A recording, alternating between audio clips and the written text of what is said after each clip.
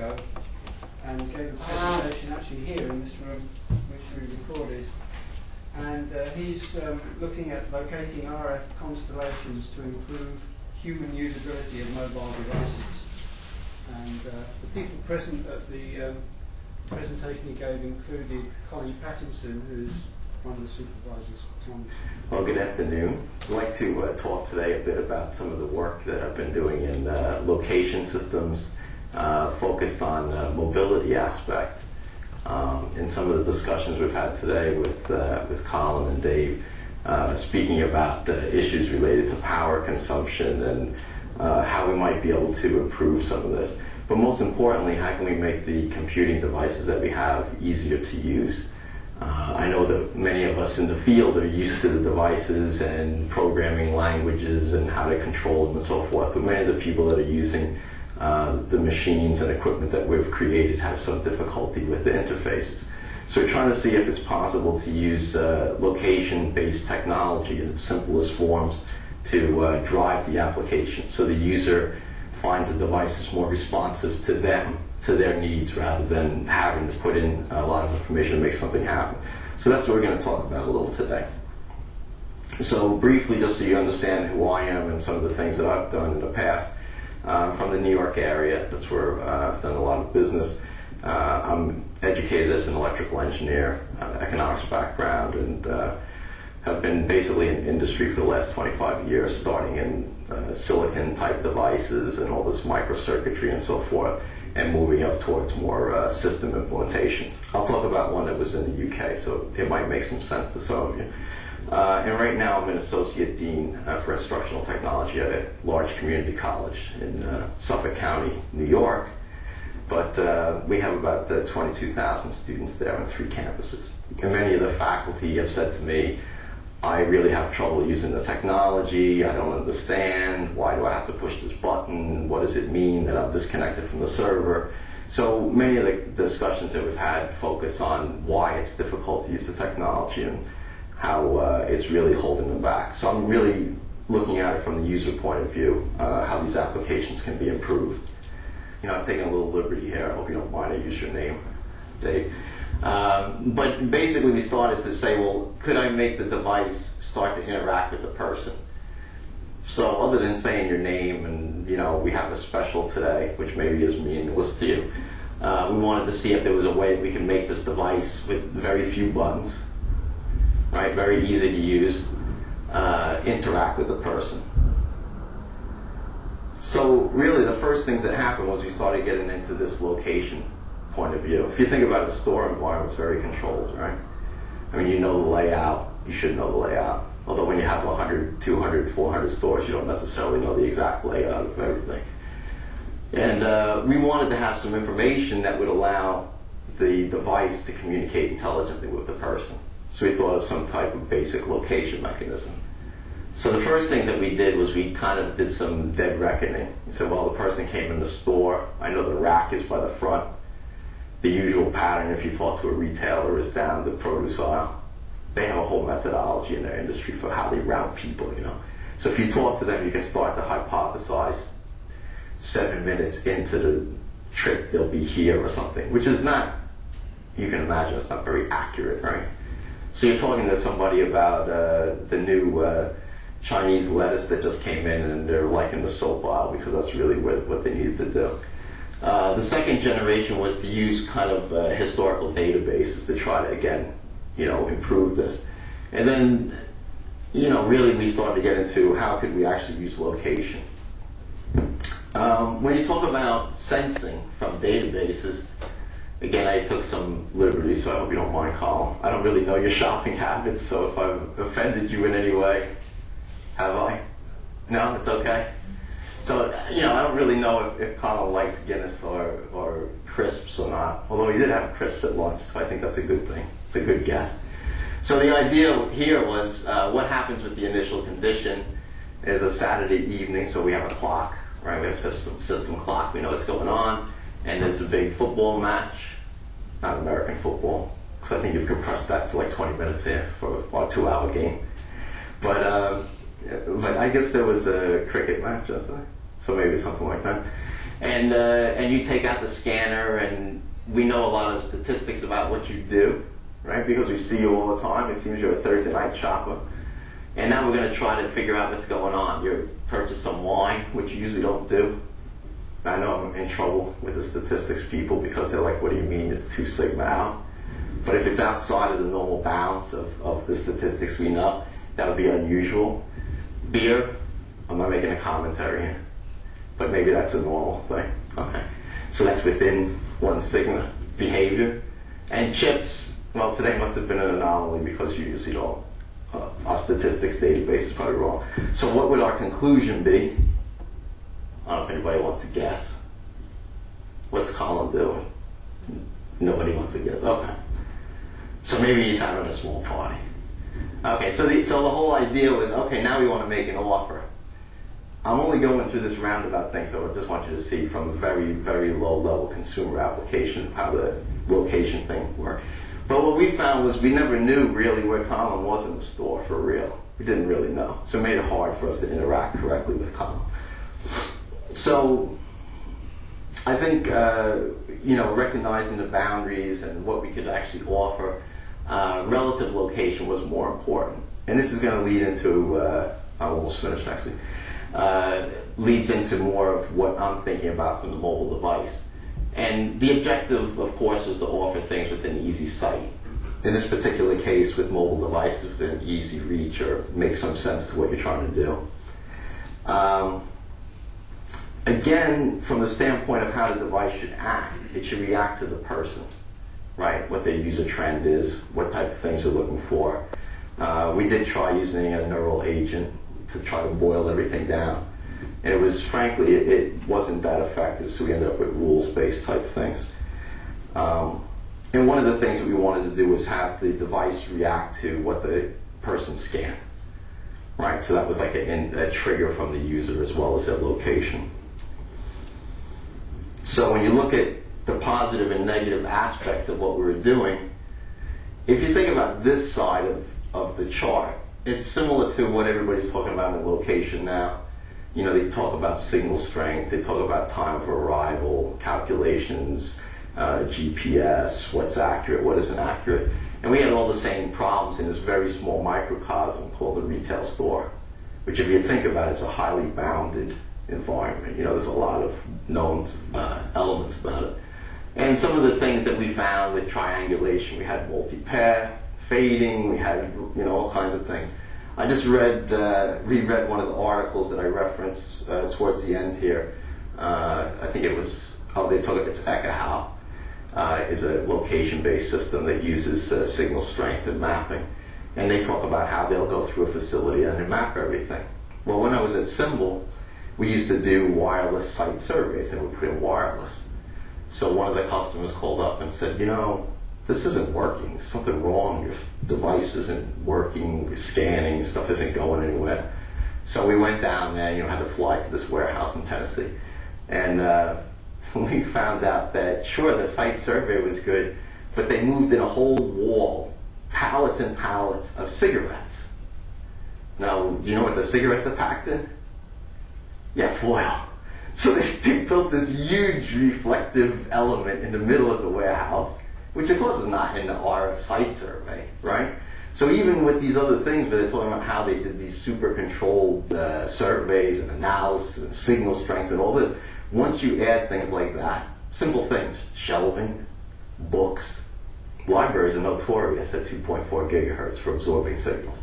So if you're thinking about these kind of things, it's like the elements of real life, totally change this very fine-tuned analysis. That I think if you use one of these systems, it could cost you $100,000 to analyze a facility. And then within the blink of an eye, somebody just moves in new furniture or puts in cubicles in an area and changes the whole atmosphere. So that's kind of the stuff that happened with a lot of these things. And signal strengths and time of arrival tend to be difficult. So that was really part of it. So I started to say, well, okay, based on this kind of thing, what can we do? Now you need a location trigger, right? So the classical location trigger is like the evening guard with the key thing. I don't know if you've ever seen this, where they walk around and there's a key at every door and they have to turn it on their clock thing that says they were there. Then people said, well, we'll make a barcode at every door and they'll have to scan that. All right? But then I know some people that figured all that out and they have the printed barcode sheets so they don't have to go. Now, I'm not saying that the people that are doing security work aren't honest. I'm just saying that this thing can happen. So we started talking about, well, how could we make a location actually make something happen, right? And then because of the way I am, and I hope that Colin and Dave don't find this out about me, but I don't like to input all this data if I didn't have to, right? I'd like it to be automatic. So I'm like, if I walked into an area and I knew that I had to say I'm doing the maintenance on this room, and I've checked, they've got 2 projectors and an AV console, and I don't want to have to type in all that. So if I walked in the room and it was there automatically, and then I said yes, yes, no, it's broken, whatever, that would be the best thing for me. The other thing that management always wants to know is they would like to know timestamp and know you were actually there. Because I suppose I could do the whole thing maybe in an hour if I really kind of fudge it and go fast. And then from my friend's point of view, I said, you could do the auto billing thing. Because now if you have internet connectivity, you just shoot it back. And everything's authenticated by the location. So we started talking about how could we do it. Well, we started talking about GPS, right? A lot of the phones, GSM, cellular, for location and things. You can do it, but it takes extra power, and I have to pay now. I think some of them are charging like $1 a pop. Every time I go and say where am I, it costs me $1. I think that's what they leverage the E911 system in the States. AT&T, I think, is charging $1. So the real thing was we started looking at the economics of it, and how accurate the location has to be, and does it really have to be accurate? And because most of us do things outside in the world that are kind of the granularity of it's pretty large. It didn't seem to maybe make sense to have it within so many feet. So we said, what can we do that would be relatively inexpensive, leverage things that are ubiquitous, right? And kind of focus on rough location and get what we need. But most importantly, and I was explaining this, my tale of woe to Colin this morning, the crybaby from the United States that I am, I didn't have any power. So I was looking for something low power drain and minimize the processing, and I really didn't want to pay anything for it, to be honest with you. I don't want to pay $1, I don't want to pay 50 cents. So then we started to think about what do these devices see, right? And because I'm kind of a simple oriented person, I always think about how I operate biologically. So how do I find directions? I got lost coming here yesterday, so I stopped in the gas station, and the attendant said to me, he says, well, you have to go down to the first roundabout, and you'll see a TGI Friday, and you bear to the left, and you'll go and you'll see the big Metro Center. It looks like this big building, and then you make a right. Well, yes, Colin's making a face because those directions were wrong, and I did end up across town a few other places, but I finally did get here.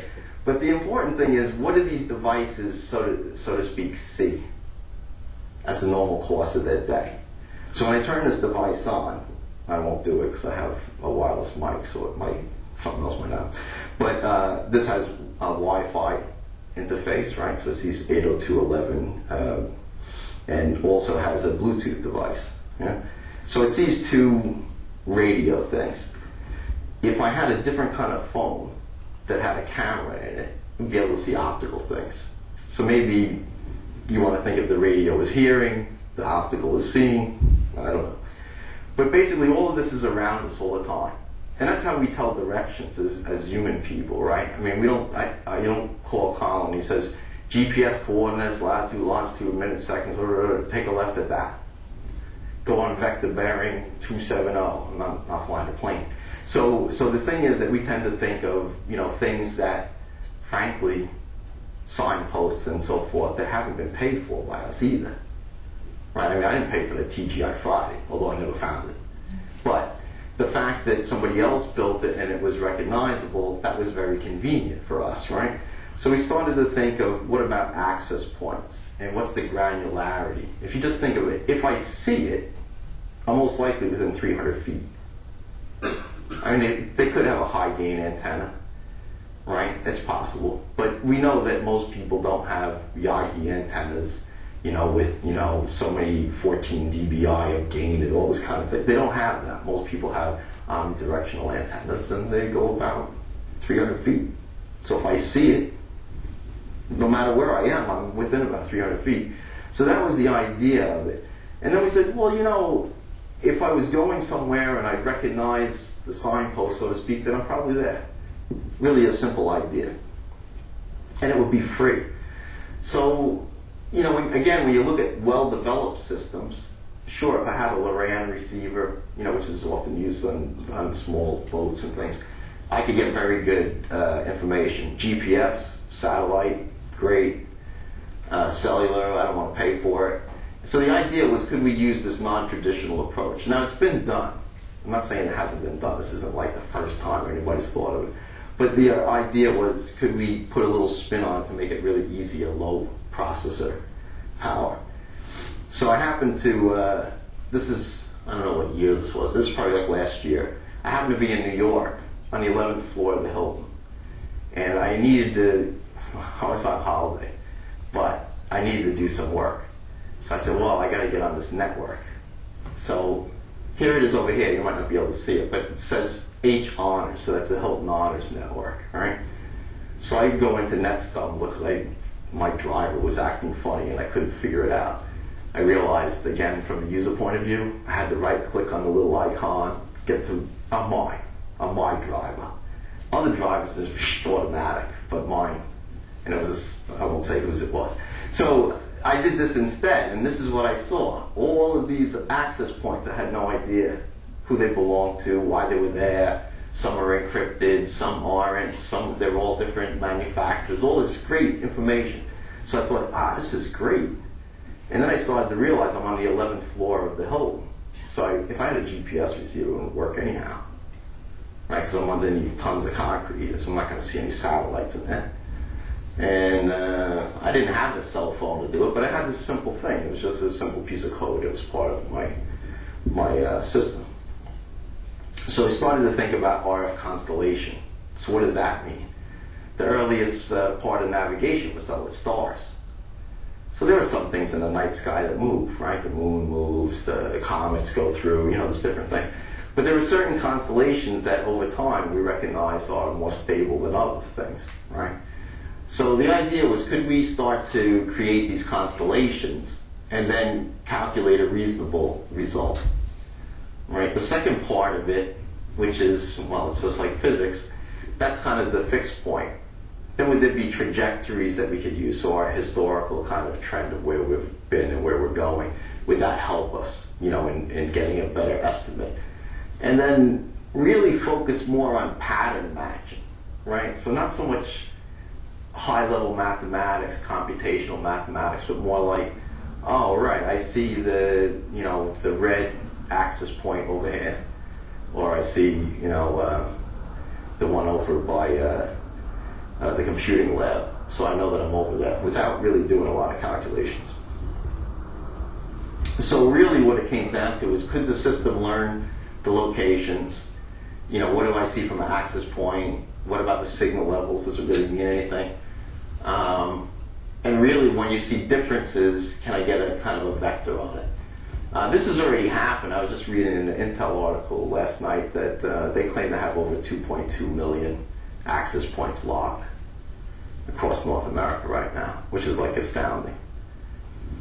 So I think the challenges, and this is one of the things that we were talking about in the research area, is to understand which access points have more stability than others. Because just like when you look at a constellation in the sky, if you have a comet, it could be there, this week, but in 3 months it may not be there. So if that's what you've really pinned your location on, it's not a very good thing. If you're still using Polaris or something like that, then you've got the right star.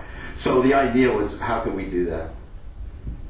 So again, looking at the environment, just matching the location, and really in the application point, what I always say is you have to have the big reject button. You can never have it that it just comes and says, this is where you are, thank you, do all this work and everything.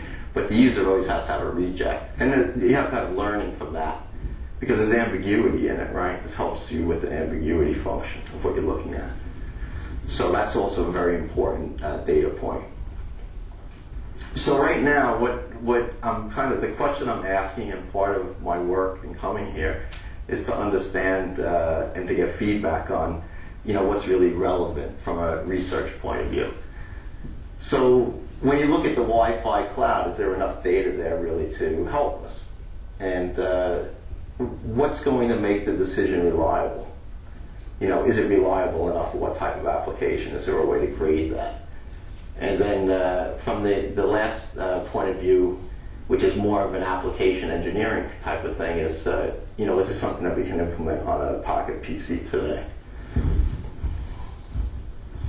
So the first phase of what I've done, just to get a feeling for it, was really to take an off-the-shelf device, which really isn't anything unusual, which is this Axum here, and capture the data.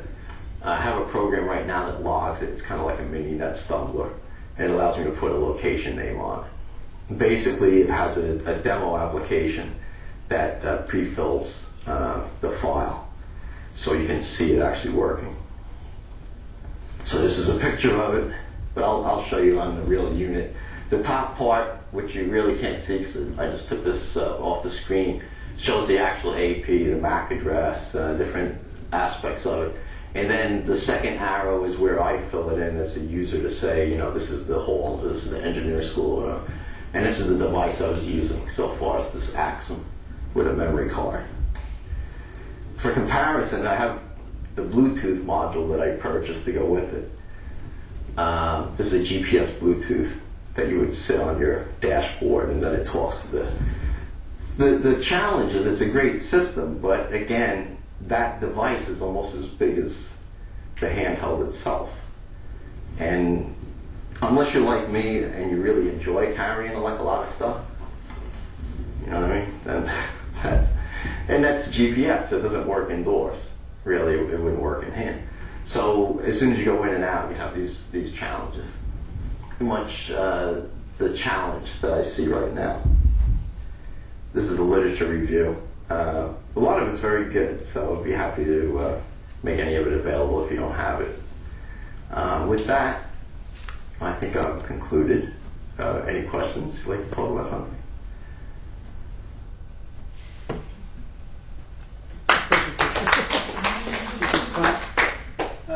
Thank you very much. I should mention, as you probably noticed, there are a couple of edits in there because Tom ran over time. And thanks to Andrea there, who edited it down to the 20 minutes. Maybe we should do that all the time for conference presentations, but maybe not. So thanks very much. Thanks for attending this morning. And this afternoon session will be held in Cadenham in G12 at 1:50. I think we'll start. So hope to see you there. Thanks a lot. Lunch is in the usual place.